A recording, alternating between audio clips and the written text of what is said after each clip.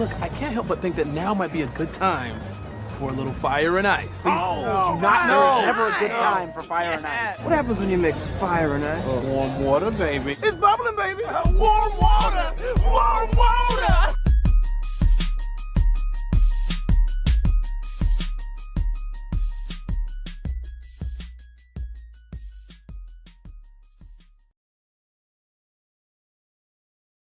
It is a Saturday afternoon. It's Mike Tipton, Brandon the Iceman Cohn. We got our guy David Halpern hanging out with us here. Recently, David, that we are so glad is actually here with us. But Brandon, you should see the other guy. Oh my That's all I'm goodness! saying. Yeah, you really should. You really should. Looks like he's been through a war, but thank God he's all right. We do love him. Yes, We're yes. back. Allegedly, that tattoo artist is on the run right now. We are live over here at Buffalo Wild Wings, 655 Sunland Park Drive on the west side of El Paso. We're in the holiday spirit. Is Hanukkah happening right now? Hanukkah's tomorrow. Oh, as a look matter at of that. fact, it's funny. I was just buying my dog a Hanukkah bone. She's a Jewish dog, and it's funny because I forgot that tomorrow night there's the candle lighting in Las Cruces, and yes, so Hanukkah, happy early Hanukkah, everybody. Those of you that are celebrating, right? Yes, the Festival of Lights. Everyone that's out there celebrating that. I've always wanted to get into it, so I need to find a way. Maybe I do the thing you do, where I celebrate Hanukkah and Christmas. Yes, but I know I have to convert to Judaism in order to celebrate Hanukkah. Well, not really. Maybe Destiny needs to become Jewish. Well, Destiny should become Jewish. She should take one for the team. I mean, if you become Jewish, then you have to be bar mitzvahed and all that. So look at the example Steve Kaplowitz said. His wife converted to Judaism. She did. There you go. So we've got all the possibilities of those things happening here with Mike Tipton and the possibility of converting to and Judaism. You should. And I just feel because I'm underdressed selfish. right Just because I'm selfish. You just want more gifts. Yes, that's all it is. I That's don't really all blame it is. you. I mean, it's actually a good shtick because you get 8. You get 1 each night for Hanukkah. There's 8 nights of Hanukkah. Then you get who knows how many from the family for Christmas. There we go. So you have a good thing going. Let me tell you. And I know Brandon alluded to it. He feels underdressed. I'm in my ugly holiday sweater, my Dallas Cowboys, Dak Prescott, CeeDee Lamb, Step Brothers themed. It's the coolest shirt I've ever seen. It's amazing. Yes, I love it. And the back's even better. Oh yeah. So Tippy Claus in the back. Same picture, but Tippy Claus in the back. And I had to get it because of the disappointment that the Dallas Cowboys are to me. Again. We can talk about this. We were excited for a minute, right? We had expectations. And we were like, man, they might be able to do something. They get blown out. We've had this bad taste in our mouth for the last week and a half because of them getting blown out on Thursday night football. Yeah. And now they've got Minnesota. The Eagles lost to the Chargers, which is what I did not want. I needed Philadelphia to win to completely put all this to bed. Right. Philadelphia loses. Now the Cowboys still have a shot. We have an easy schedule. Both teams technically have an easy schedule. Sure. The Eagles with the Raiders, the Bills, and the Commanders twice. The Cowboys with the Minnesota Vikings, which are just not good. San Diego. The Chargers coming up. It's a tough game. And then you have Washington and New York. So 3 or 4 should be very winnable, right? Yeah. So you look at that, but Dallas needs to win out, and they need Philadelphia to drop 2 more of those games. I can see Philadelphia dropping a game to Buffalo. Yeah. But I'm hard pressed to see them lose a game to the Commanders. Yeah, no. Who they play twice, and then to the Raiders, which are just an absolute dumpster fire. That's a dumpster fire. I mean, you definitely can't bank on them losing that game. And yeah, I mean, what a disappointment. You talk about Dallas losing a game that was certainly a very winnable game, but they reverted back to that old school Dallas defense, which was giving up, a score virtually every possession. And, you're trying to outscore the Lions when you're scoring field goals and they're scoring touchdowns. And, we know the end result. And so, yeah, they definitely have an uphill battle now. And I'll tell you what, that Minnesota game, I know Dallas's run defense has been much better, and Minnesota's absolute garbage. But, we know how Aaron Jones traditionally has done against the Cowboys in the past. So don't be surprised if number 33 has a good game on Sunday Night Football. The one thing is that he is on the injury report. He's questionable. He's more than – I think everyone's questionable right now whenever it comes to, their availability in the NFL and all the stuff that they've got going on there. But, I mean, even if he's not there, even if Aaron Jones isn't there, Jordan Mason's a really damn good running back as well. So, that's the thing. that's so surprising about is our guy Tommy Carranza tunes in and says, "What's up, fellas? What's up, Tommy? Hope that you're having yourself a fantastic day today, my friend." That's the thing that I think is so frustrating if you're a Minnesota Vikings fan, is that you've got an amazing array of talent around you, right? Like the running back room. If either one of them goes down, you still have a potential all-pro running back there. Yeah. You have arguably the best wide receiver in the NFL. Absolutely. Along with what everyone would consider, an upper echelon number 2 wide receiver with Jordan Addison. You have good tight end work. The offensive line is halfway decent. The defense is halfway decent. It's just the quarterback position, whether it's J.J. McCarthy or whether it's Carson Wentz, which thank God they don't have to go with that nonsense anymore. Gosh. Or whoever that third backup was that just wasn't good enough to do anything. The one play that always stands out to me with him is that he ran back 25 yards and then threw an interception. You just can't do that type of nonsense here. No, it's unacceptable. It really is. And, again, this is one of those games where you would expect Dallas to run away with it. But if there's one thing that we could expect this year is that this team will continue to be unpredictable and potentially play down to their, lackluster opponents. And I think the situation here is that, they still have something to play for, which makes, your season relevant. But gosh almighty, and I think you would agree with me on this one, Pickens better get his head out of his friggin' ass the way he played last time at Detroit. But I think that was the thing that you could have expected out of George Pickens coming into the season, right? Like that was the narrative that followed him from Pittsburgh to everywhere was attitude, that stuff like that. That he's got that attitude problem. Yeah. And whenever you look at okay, he wasn't getting the ball, he was frustrated, he was doing all those things. You've got to find like you're a professional athlete. You've got to find the ability to just kind of compartmentalize a lot of this stuff, move it to the side, move it away from you, and continue to play your damn game. I think every defender knows if they can get under George Pickens' skin, he's out for the game. Yeah. Because he's just moping around. Yeah. I mean, and it was a completely different guy that we had seen the previous several weeks. And I mean, even without CeeDee Lamb there, Pickens was not Pickens. I mean, the guy that was averaging, over 100 yards a game and just an absolute juggernaut, and the yards after the catch was tremendous. And he didn't even seem like he was efforting. And he could have been injured or whatever, but it seemed like he almost gave up on some throws. And he wasn't even Slim Pickens, but it was very Slim Pickens. That's what we were getting from him. That's funny. I will say this, though. Like, if you're an NFL team out there, and I feel like that highlights what might be something that saves the Dallas Cowboys going into the offseason. And I say that because if you're an NFL team, you look at the upside of George Pickens and you say to yourself, there's a ton of upside here. Sure. But you can also look at George Pickens and say that dude is a cancer in the locker room. Yeah. That dude is going to be super unpredictable. Do we have the infrastructure in this team to be able to, one, pay him as a top receiver in the NFL, and then two, deal with all that surrounds him, right? Now, if you're the Dallas Cowboys, you can say, look, let's give you a contract, but now it has to be based off of the way that you act, right? Like NFL contracts are super incentive based anyway. Now, if you're the Dallas Cowboys, like you can find a way to do that. And I feel like the market for George Pickens, if he does hit the free agent market, which is what he's supposed to do this offseason, it's going to be slim for him because that's his MO now. That's who you are. You left Pittsburgh with what could have been a really good Pittsburgh team with absolutely DK Metcalf and George Pickens. They gave up on you and sent you to Dallas for basically nothing. You go to Dallas as a reclamation project. Dallas is working with you. Dallas, like these, first couple of weeks, it's been like, man, what an amazing season George Pickens is having. And then now you revert back to the same old same. And that's going to haunt him for the remainder of this year. Yes, it certainly is. And obviously these last few games will be a significant sample size to see what happens. I mean, we still know the talent that he has is absolutely tremendous. He's proven that when he's on and when he is taking care of business and executing, that he is literally as good as it gets. Any top receiver in the NFL, he could mirror what they've been able to do again, but attitude does go a long way. And this game will be very interesting to see on Sunday night for him. And again, like Sunday Night Football, I feel like this shouldn't be a Sunday Night Football. There has to be a better Sunday Night Football game out there, like with all the schedule stuff that's going on. I haven't even looked at the schedule. Maybe I'll bring it up here in just a little bit. Maybe you know what?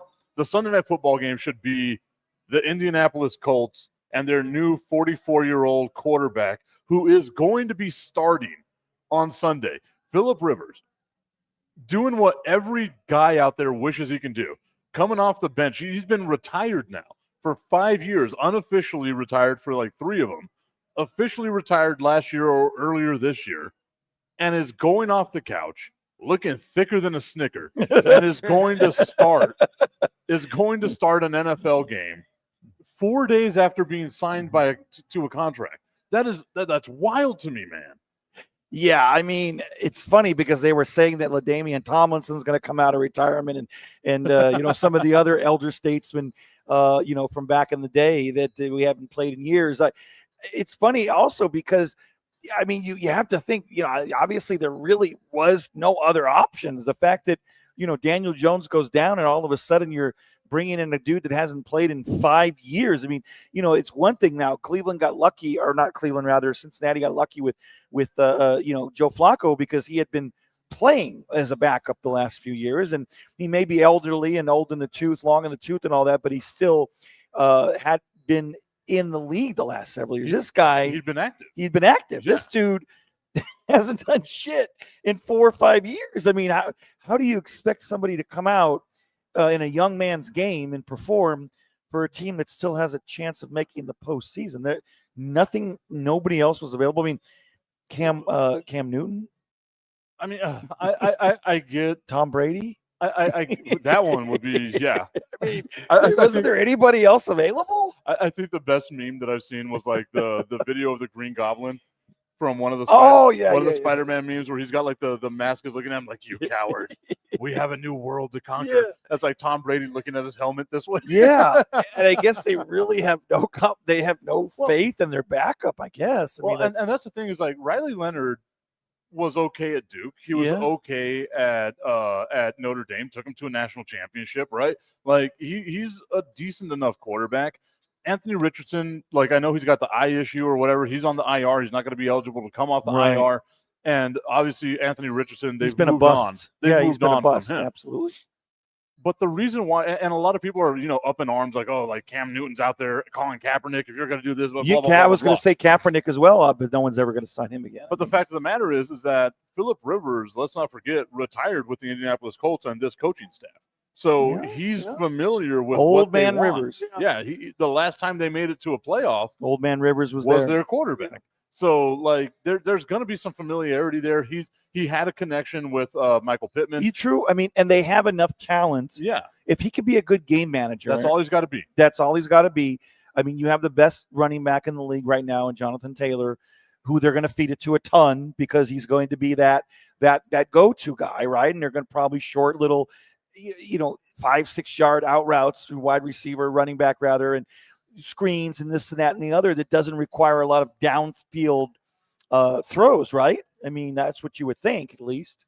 I can only imagine what would be going through Phillip Rivers' head whenever he gets hit for the first time in 5 years. Yeah. And then remembers what the hell that feels like. Because it's not like he's been playing like arena football or flag football. He's a high school football coach. Sure, right? Sure. Which awesome for that high school, awesome for those kids. They get to see their coach out there doing what he did for so long. He's going to be, and this is wild to think this because you see pictures of George Blanda from like the 1970s, Tom Brady with as old as he was whenever he retired. Phillip Rivers is going to be the first grandpa to play in the NFL. Yeah. He's a fucking grandfather. That's crazy. Now. That's absolutely crazy. I mean, I can't get over it. I really can't. I mean, it's almost comical. It's almost like a scene out of a movie, right? If you think about it.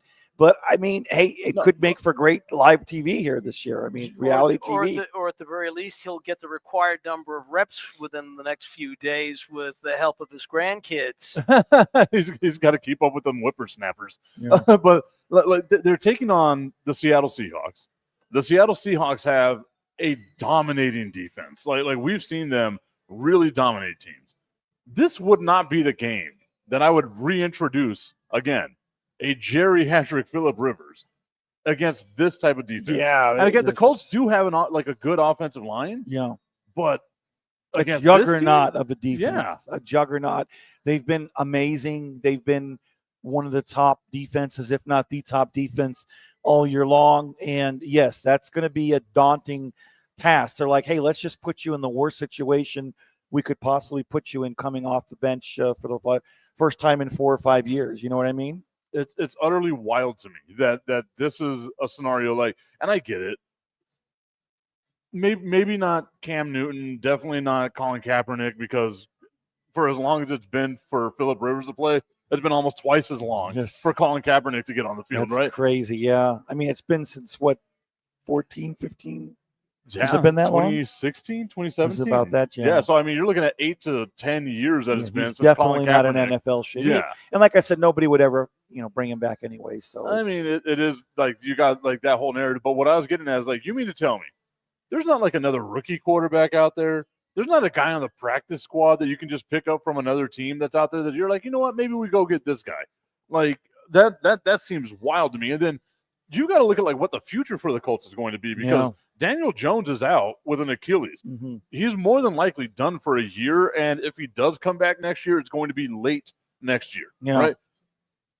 Who's going to be your quarterback? Because the window for this team to me is so small that they have to capitalize now. Yeah, and they were obviously early in the year one of the top teams in the NFL. We were talking about, hey, the Colts are going to make that Super Bowl run, and boy, how things can change fast. No one was making that. Well, I mean, I was hearing it. They also said the same thing about a rematch with Mike Tyson, and look at how that turned out. Oh God, yeah, the Jake Paul, Mike Tyson thing. Oh, maybe that's what's going to happen. We're going to watch Phillip Rivers get hit and disintegrate. Oh boy, yeah, that's what we're going to watch, the execution of a man on the football field. And you know me, Brandon, I'm old. Like, I'm always rooting for the old. I love the fact that this is happening. I am terrified for Phillip Rivers, though, because, again, 5 years away from the NFL, you've never been known as a mobile dude. You are a statue. Yeah, and the game is bigger, faster, stronger in 5 years. Yeah. It's going to be hard. Hey, those roids have gotten better. They really have, those PEDs. They've gotten a lot better in 5 years. Where's the game? Is it in Indy? It's in Seattle? I want to say it's in Seattle. Let me double check this. It's in Seattle. Let's see what the schedule is. It is in Seattle. Oy vey. Now that doesn't make things any easier. Being in Seattle, the Legion of Boom, the 6th man, I mean the 12th man, whatever the hell it is, home of the it's a tough place to play. I feel like the atmosphere, because of Phillip Rivers being who he is, going up against the quarterbacks he had to go up against in his career, just to even make – I think Phillip Rivers is a Hall of Fame quarterback, but just to be able to, like, go up against those guys in those types of atmospheres, I don't necessarily think that that's going to be something that rattles him. No. It's going to be the speed of the game, and it's going to be the hits. And if he can stay upright, again, like you said, all he's got to do is be a game manager. 5-yard routes, 10-yard routes to Pittman, to Tyler Warren, to, like, all these things, you'll be okay. Turn around, hand the ball off to Jonathan Taylor, you'll be okay. But if it comes down to we need Phillip Rivers to win this game for us, you're screwed. You're absolutely screwed. Yeah. You're up a creek without a paddle, and that's not going to be pretty. So my question now is, what weapons will he have? Will he be able to have enough people to pass to? Oh, he would like definitely. So the Colts have had a phenomenal offense this year. This is what's probably been the real reason for the resurgence of Daniel Jones, who multiple teams have given up on, right? Daniel Jones was out here able to utilize the quarter or the receivers and the running back that the Colts have to get this, what was going to be a Pro Bowl season for him, which was going to be a huge contract extension for him because he only had a 1-year deal. He was going to ultimately become the Colts' #1 quarterback because of the weapons they have. Sure. That's what makes it so frustrating if you're an Indianapolis Colts fan with Anthony Richardson is you've got a great team built around you. Mm-hmm. You have a scenario surrounding you that most quarterbacks would kill to have, right? Like a good offensive line, solid defense, great receiving core, great tight end, great running back. And you can't do shit with them. Yeah. Like you can't do anything.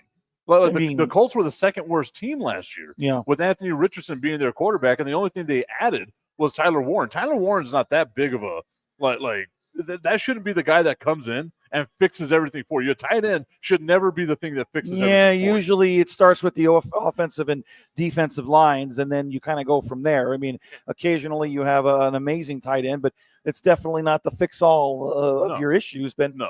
And I mean, again, Jonathan Taylor has had a career year.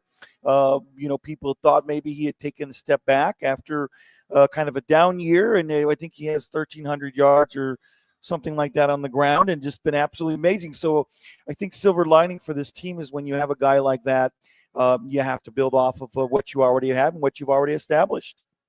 But playing Seattle, I mean, I was about to say, that's too bad you can't play Jacksonville or something like that, right? I mean, but you can't even say that. Like, Jacksonville's a good team. Let's not forget. They are, but they've also give up some points, though. Jacksonville worked them this past weekend. They did. And as we say on this show, everyone's second favorite team, the Jacksonville Jaguars. And I called it at the beginning of the season. That is our second. They are going to be the division winners right now. I have a question for you. How do you feel about that Myers kid who went from Vegas? He's holding his own, huh? I think that's what it needed, right? He's done really well. Like you've seen ever since Jacoby Myers got traded from Vegas to Jacksonville. He's been tremendous. He's a burner. He's a burner. Trevor Lawrence needed that, right? He did, oh God, who's their other Thomas, who's done nothing, right? Yeah, like Not he much. needed that because he was always doubled and tripled. So now you've got a guy who's a burner that can get you down the field. Yeah. Like the Jacksonville Jaguars, they've built themselves a good team. Mm-hmm. I don't see them being a Super Bowl contender. No, but I also don't see them being a team that you can just push over in the playoffs either. Like they are a solid enough team to cause some problems. And if they made if they upset somebody, like if Jacksonville beat Denver in the first round of the playoffs, I'd not be surprised by that. No, you couldn't be surprised. I mean, you're talking about narratives. There's a lot of great narratives going on in the AFC right now. I feel also the resurgence of Joe Burrow is tremendous. He's come back, and it's like he's never missed a step. Did you see that interview with him though on Tuesday? I heard he's like, it was like it's like he's leaving. Dude. I mean, I didn't hear he wants to leave Cincinnati or wants to retire early. What is it? I mean, I didn't get the gist of it. It was not sounding good. Let me see if I can find it up here real quick. But Tommy Canon's saying, does Rivers have to wait another 5 years to be considered for the Hall of Fame? Probably. I think he was almost there before coming back. The answer to that is yes. That's a great question. It really is because he's coming back. And this is the thing, right? Like if Phillip Rivers comes back and looks like absolute ass, which is a real possibility because he's 44 years old and he hasn't played in 5 years. Well, I guess it doesn't necessarily matter because Phillip Rivers retired this year. Like he announced his official retirement this year. So I guess it pushes it back a little bit. Yeah. But once you officially retire is whenever that 5-year clock starts, you come back, it gets reset. Yeah. So instead of being eligible in 2030, he'll be eligible in 2031. 2031. And he'll be 51 years old. Just 1 year removed. I mean, 50 years no biggie if you think about it, right? He's a little long in the tooth, but that's okay. God, that's wild to be a 44-year-old quarterback, not named Tom Brady. And I don't know if you saw like Phillip Rivers' introductory press conference. He's looking like the Pillsbury throw boy. Like he's again, far be it from me to judge anybody, but he's looking thick. He hasn't missed a meal in 5 years. He's definitely in game shape. Tommy's saying he just retired. I thought he'd been gone for a while. LOL. He has been gone for a while, but he never officially signed the paperwork or did any of the paperwork to retire from the NFL. He wanted to keep the door open for just these kind of circumstances. How bad do you feel for like Ryan Tannehill? Yeah. Who's like a free agent quarterback who played last year. Yeah. Who could still like maybe do something. And they're like, you know what? No, Phillip, I get it again. The familiarity because he retired there, but it's just crazy. It's a very odd move. And again, this is why you need good upper management within an organization. And maybe I'm wrong. Maybe it ends up working and they end up going, to the postseason and it just really is tremendous. But it's a very unusual thing. I mean, when it's like, almost when you heard about it, it was almost surreal to think you're like, who in the Sam hell is coming back for this organization after Danny Dimes goes out with a Achilles for the year? I mean, it's like, are you freaking kidding me? So yeah, it was very odd situation. And we both talked about it. It's not going to get any easier since they're playing against the juggernaut that's known as the Seahawks on Sunday. Yeah, and that's going to be the real tough thing about it is like that's a really good team that they're going to be going up against in Seattle for the Indianapolis Colts. Like I'm interested in it, right? Just because maybe I'm a masochist or something where I just want to see weird things happen. Like this is the chaos that I love watching whenever it comes down to the world of sports. I'm going to play this real quick, Brandon. I want to see if we can actually hear it. I probably should have downloaded the audio prior to anything, but let's see what it is. This is the press conference. These are the sounds that Joe Burrow made, the announcement that Joe Burrow made while he was talking about Cincinnati's most recent loss.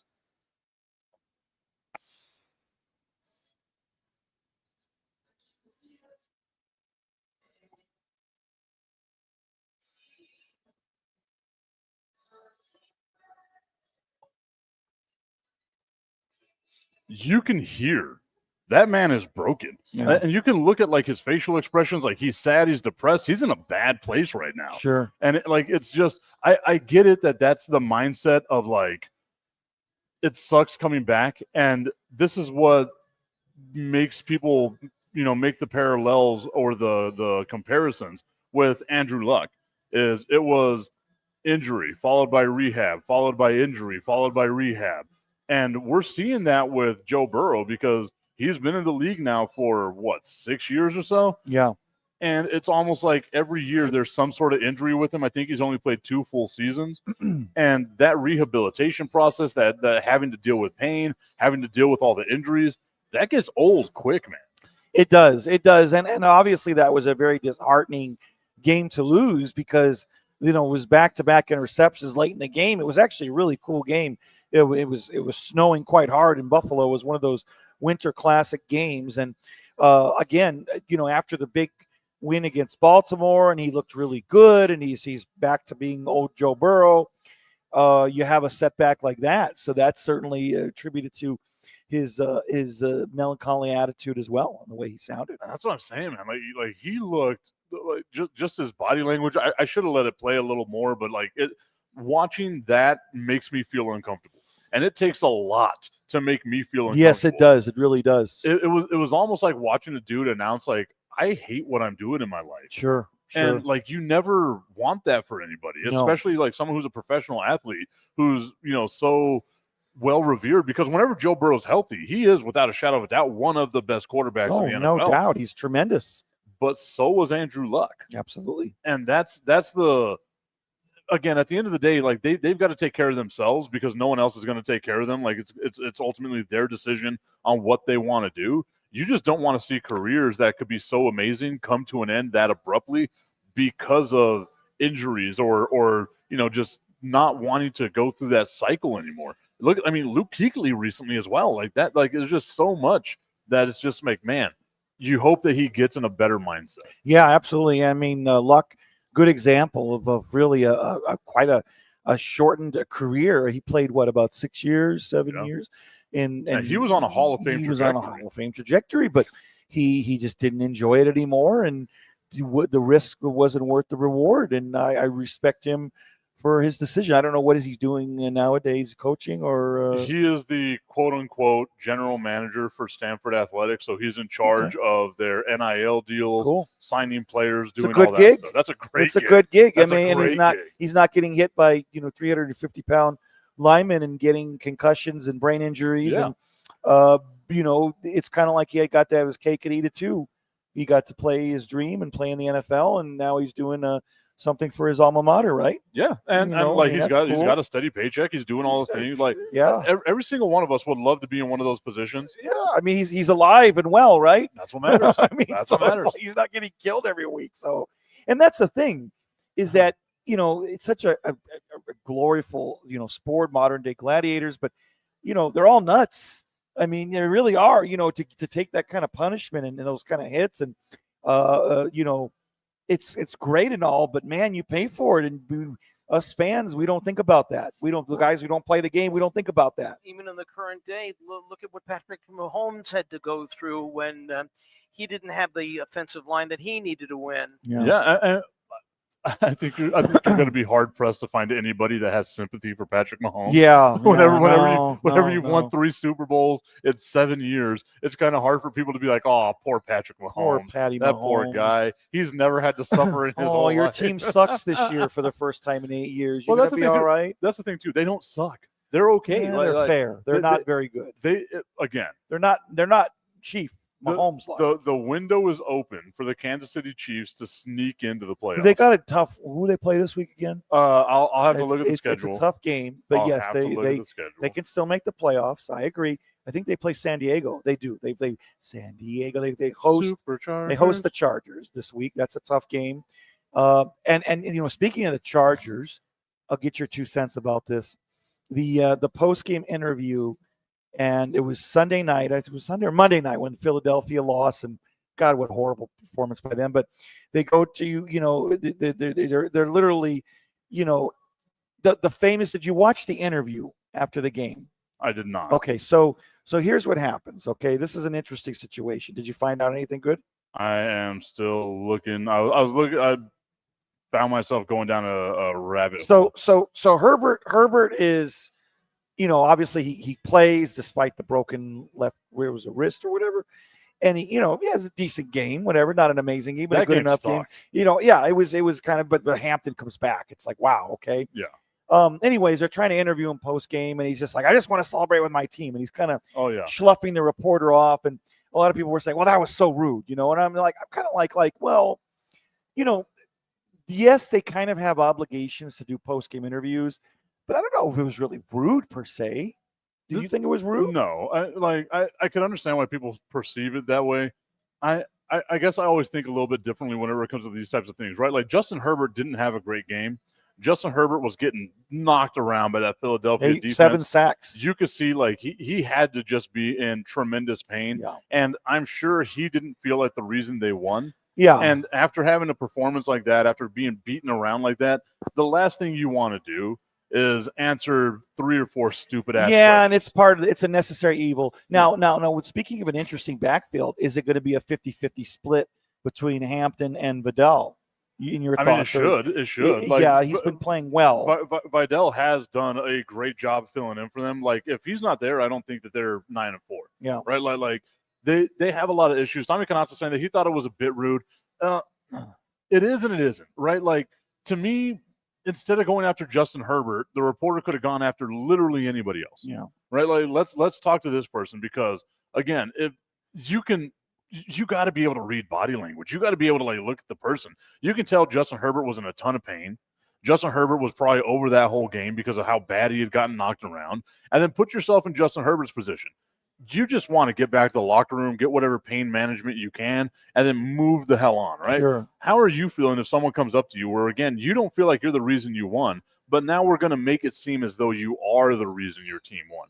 That's just not – to me, that's not cool. Like, you should have gone after the defensive player that got the interception, right? Like that overtime interception. That would have been the guy that you go after and be like, look, you just got this amazing interception. Yeah, but he would have given you a lot more. Well, true. But, again, it's not the gloryful particular player that you're going to be looking for. Even though the quarterback wasn't the reason for the win, it's still the QB. You know what I mean? I get it, but it's not like it's contractually obligated that you go after the quarterback. No, true. Like we've seen plenty of these post game interviews where it's not the quarterback. They could, again, situational awareness is what it comes down to me. Like I get it. Tommy's saying that he's the quarterback of the team that just won. The immediate post game interview comes with the territory. I totally get it. But man, the dude who just made the game winning play, that's who you should be interviewing. Well, they could have done a community interview. They have him, and they have maybe Hampton, they have, and it's then you bring Herbert on, whatever. That would have been a good one. Like, you bring in Omarion Hampton, who just came back, caught a touchdown, exactly. Did well, how's it feel that you're back? There, to me, there's a lot of other routes here. I get it. It does seem, I don't want to say rude. It seems cold. Right? Yeah. Again, it's kind of like one of those things where it's like the unwritten rule where, the drill. This isn't your first rodeo. They're going to come and ask you for an interview, especially when you won the game, big win. Granted, Philadelphia gave you that game. It was ridiculous. So bad. I'm sorry, Dave. I can't imagine how Hurts, the way he played, was just terrible. And again, for the Chargers to get out of there with an overtime field goal victory, it's amazing. Minor miracle. The Eagles tried everything they could to give that game away. Whenever Jalen Hurts, and this is the funny thing about it too, is that Monday night I'm doing the tipping point. And I'm talking about this game, and I'm saying, man, that Chargers defense, they've got their work cut out for them. They've got to cause turnovers, but Jalen Hurts just doesn't turn over the ball. I will stake my reputation on the fact that Jalen Hurts doesn't give up the ball. And 5 turnovers in one game, 2 on one play. Yeah. That's the first time that's ever happened in NFL history. It was crazy. I've never seen anything like that before. I mean, and again, there are some silver linings. There are some good things. The huge run, by Barkley, and of course AJ Brown is finally being AJ Brown, and Goddard had a good game, and so there's a lot to build on. But clearly, Philadelphia, early in the year they were okay. They're the best team in the NFC. Now, far from the best team in the NFC. And I think that was like one of the weird things about like Philadelphia, like the progression we've seen from this team over this season, just particularly this season, is that last year you'd be like, okay, well, if we stock too much on the run, Jalen Hurts can hurt us with his arm. This year, it's almost like Jalen Hurts can't find anybody. But like he's not able to do what you expect your quarterback to be able to do, which is, pass the ball to your open guys. And if they're not open, you've got to squeeze it into these little windows. And that seems to be the issue that he's having because his completion percentage isn't great. Sure, he hasn't turned the ball over a lot, but there's, this past game, that was a bad sign. And then you look at the way that this team has kind of crumbled since having a 21-0 lead over the Dallas Cowboys less than a month ago. Yeah. They haven't won a game since then. Nope. They haven't looked the same since that first half. And it just feels like we're watching a team on the brink of implosion. Because like we said last year, they won the Super Bowl not because of Nick Sirianni, but in spite of Nick Sirianni. Yeah. So basically what you're saying is the Eagles converted tush push to pass gas. That's pretty much what it is, yeah. The tush push has turned into pass gas. I'm with it on that one. We need to get shirts made. The pass gas shirt. That's funny. Who doesn't like to pass gas? Augustine asking, is it Ugly Sweater Day? It is Ugly Sweater Day. I got my Dallas Cowboys CD Lamb, It's Dak a cool Prescott, sweater, Step man. Brothers I sweater. like that sweater. The back's cool too. Yes, Tippy claws, and it has a picture of. Is that you on the back? No, it's still Dak thank and God. Dak and CD. Dak and CD. CD. Um, CD's playing, right? I think. I believe he is. Night, yeah. Tommy Canazza saying that interception and fumble on the same play. LMAO, cry, Eagles cry. Augustine saying if that grandpa can still play, I can too. Which is worse, the butt fumble or 2 fumbles on one play? It was the interception and the fumble. The butt fumble to me is iconic when it comes to just dumb shit that happens. They deserve it. It will never be usurped unless someone's head literally goes up a line. You want to do the tush push, you deserve a Tookus fumble. That's all. It was really, really fitting for this organization. They had it coming. Tommy saying it's 2023 all over again. We started their downfall that year too. LOL. That's been the thing, man. Like,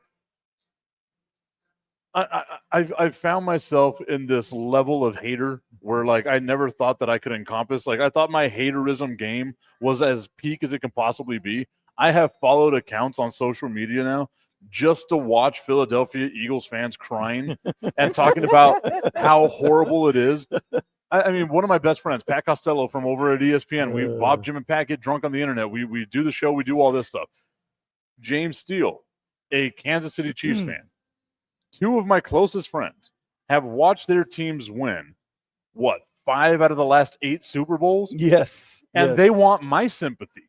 They want me to feel like they want me to feel sad for them that their teams are not good this year. Yeah. Like, you were both in the Super Bowl last year. You're right. Well, what the hell are we talking about? I encompass this land of 30 years of nothing. Yeah.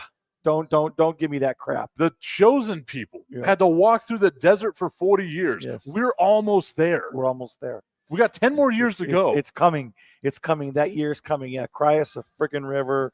2 Super Bowl wins in the last 8 years, whatever it is. And I mean, every year being competitive, winning the division, going to the playoffs. There's worse tragedies in life, let me tell you.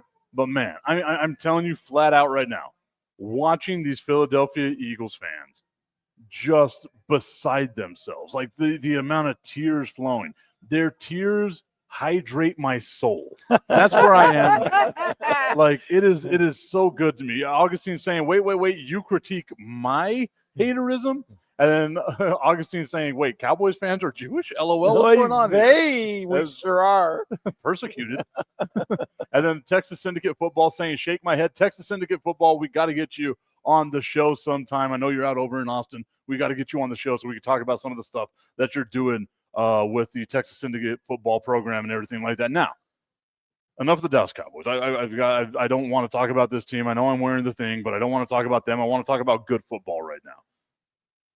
Let's give some love to like the New England Patriots, the Denver Broncos, like the teams we didn't think were going to be here. The Chicago Bears. You laughed at me when I said they were a playoff caliber team. Yeah, they are, second in the division right now. The Green Bay Packers, like they're again another team that you wouldn't be surprised if they made a deep playoff run. And then I think the best team in the NFL right now in the LA Rams. Yeah, LA's clearly, the best team, and it's unusual though. I mean, it's kind of like we don't know which team you're going to get, the one that loses at Carolina or the one that's just absolutely dominant and a juggernaut that has been the team, consistently week after week. But I think with that said, this is a situation where, the Chicago Bears, they kind of are who we thought they were with that game at Green Bay, where just a bad throw at the end leads to the loss. It was a very winnable game. I mean, but they're a legitimate team. I will say they are legitimate because they hung in there to the very end. You have the two-headed monster, Monangai and Swift at your running backs. And the thing is, I with the Bears, they're not quite there yet, in my opinion, just because I don't have a lot of faith in Caleb Williams. I don't, he still has those inaccurate throws, and he's an okay, quarterback. I tell you, Ben Johnson's been tremendous, though. What a difference the coaching staff truly does make for an organization. But yeah, Green Bay is really, really good.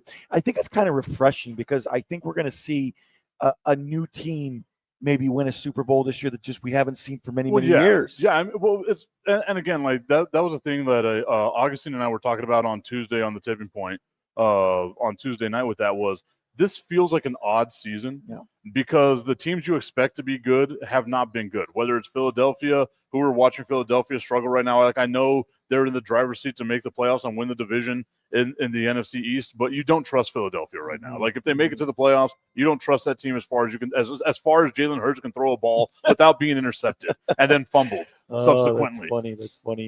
It's true though. But the Chiefs are out of the playoff picture right now. Baltimore is out of the playoff picture right now. We thought Joe Burrow being in Cincinnati would make them a playoff team. They're out of the playoff picture right now. The Buffalo Bills, you don't trust them as far as you can throw them, right? Like, because they're a team that consistently chokes. So now you've got these other storylines that are around the league of New England looking like an absolute juggernaut, right? The Broncos looking absolutely unstoppable. Told you all they were going to win that division.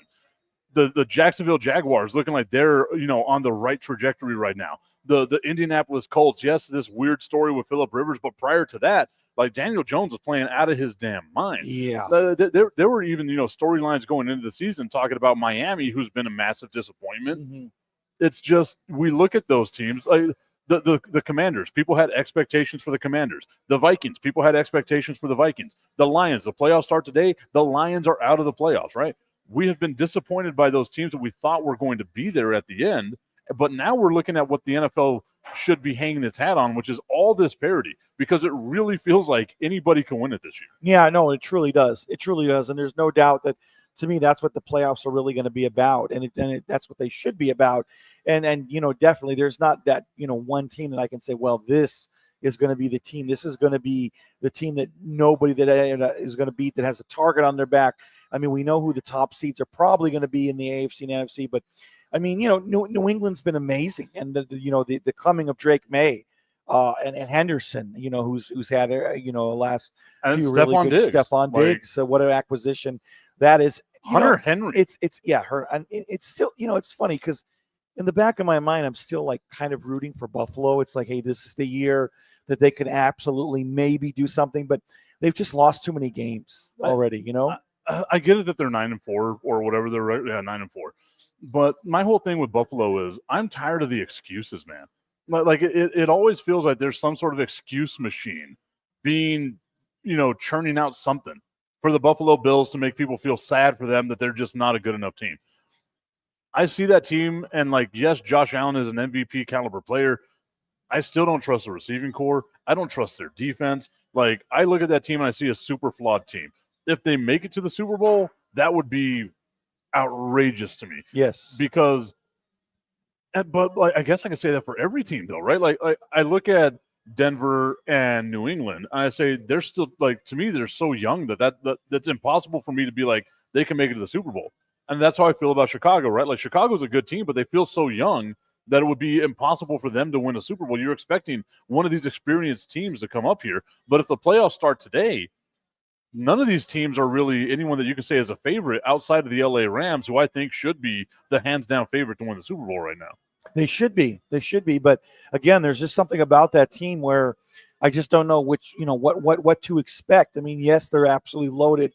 I mean, yes, they have 2 all-star receivers and a great running game and a very good coaching staff that's only a few years removed from winning a Super Bowl, and of course the quarterback and Stafford, that's an MVP this year. I mean, I think he is your MVP, a juggernaut of a defense. So, I mean, I could go on and on and on and on, but again, there's let's not take anything away from what the Chicago Bears.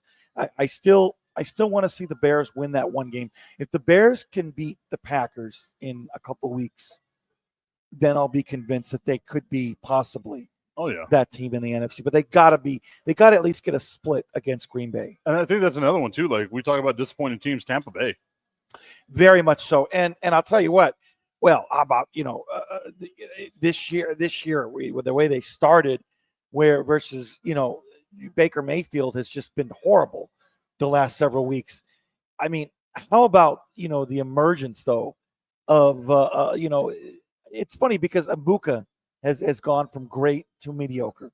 Agreed? But a lot of that's because of the offensive line. Like, it just feels like Baker Mayfield has no time in the pocket. And like, I'm watching this game against let's call a spade, right? Against a terrible Atlanta Falcons defense. And they are just on Baker's nutsack the second he says "hut." Yes. Like it wasn't. And if you're Tampa Bay, that's where you've got to really look at. This is what we've got to fix, because right now, again, the playoffs start. They're not in the division lead. The Carolina Panthers are in the division lead right now. So Tampa Bay wouldn't be a playoff team.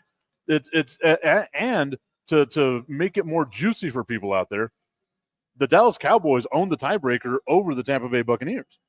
Yeah, but I will say the silver lining for them, of course, is the return and the reemergence of Mike Evans. I don't think anybody saw that coming. And Chris Godwin, who caught a touchdown. They are extremely healthy now. Bucky Irving is back after a long absence.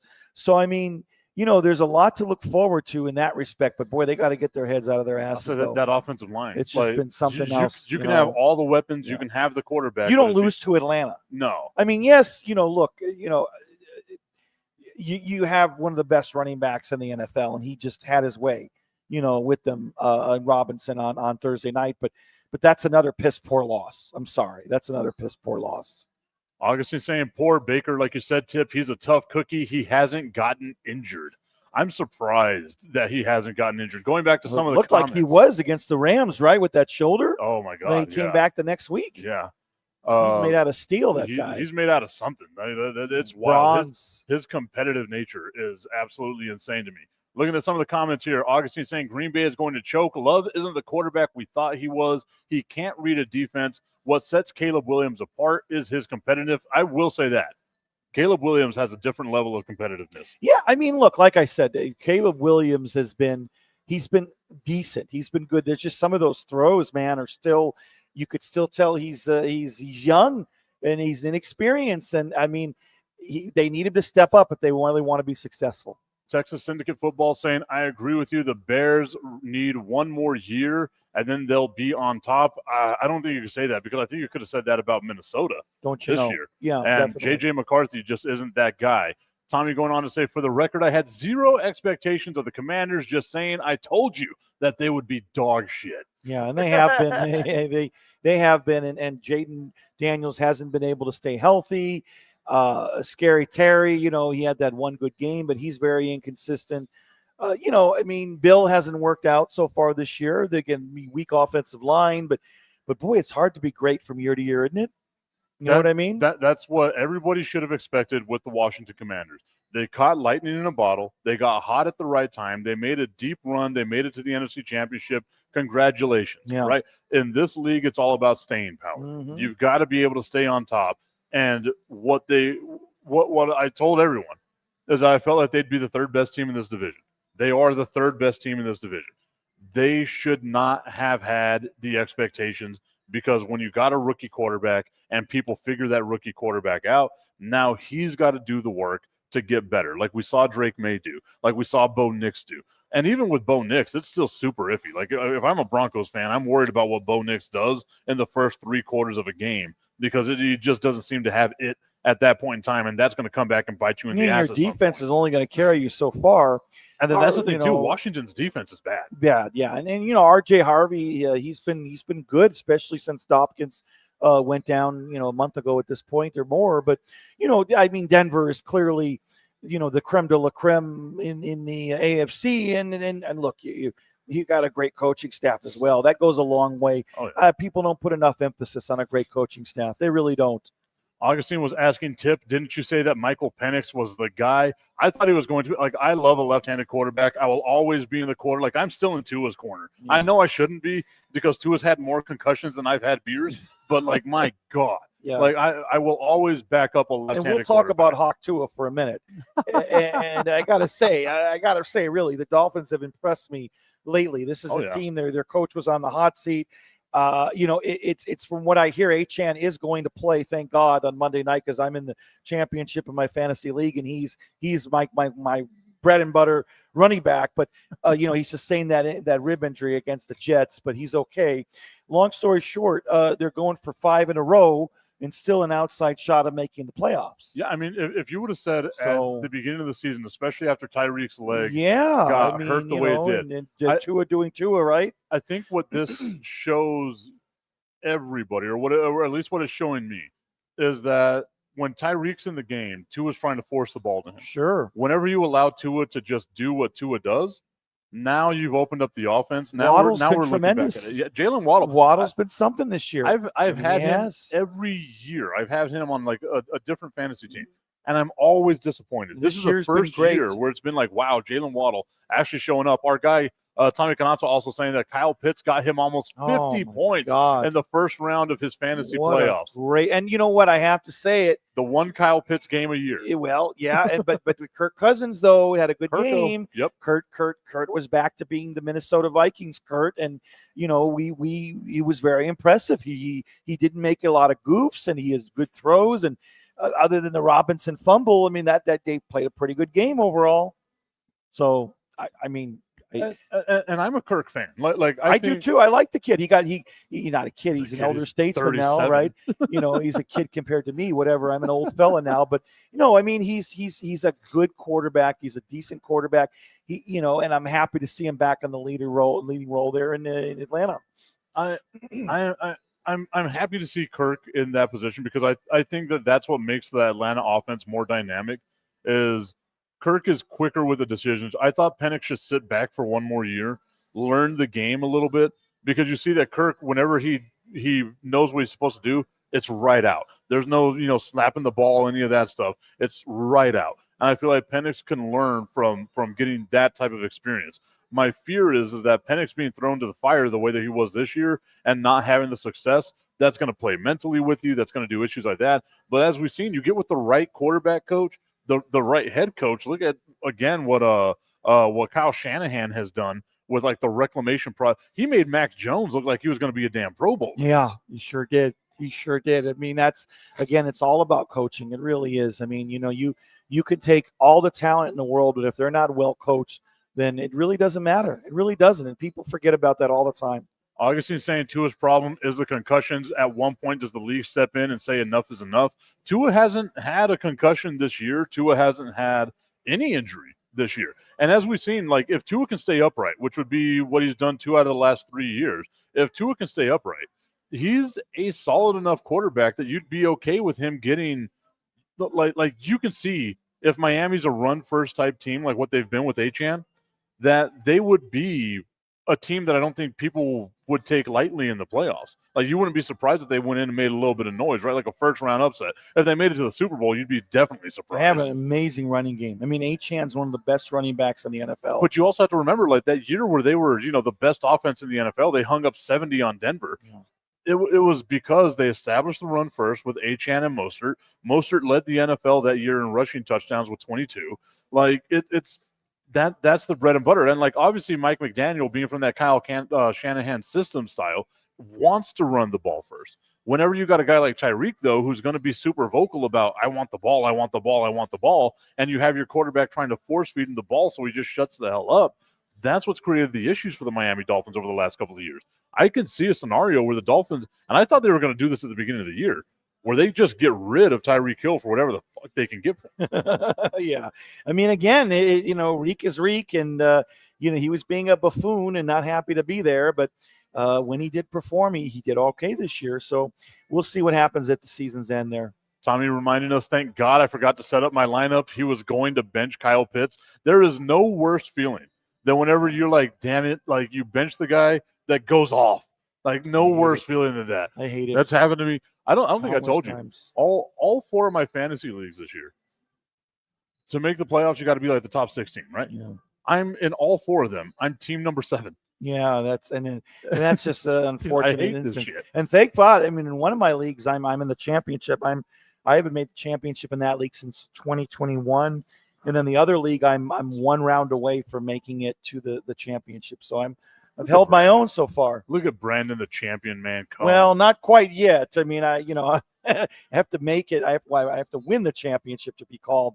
But I'll keep you posted. I mean, you got a championship ring. You got your district championship ring. You're a champion. High school to basketball. Us, you will always be a champion. Oh well, thank you. I'm grateful. We might give you the Fire and Ice Peace Prize next. I appreciate that. Thank you.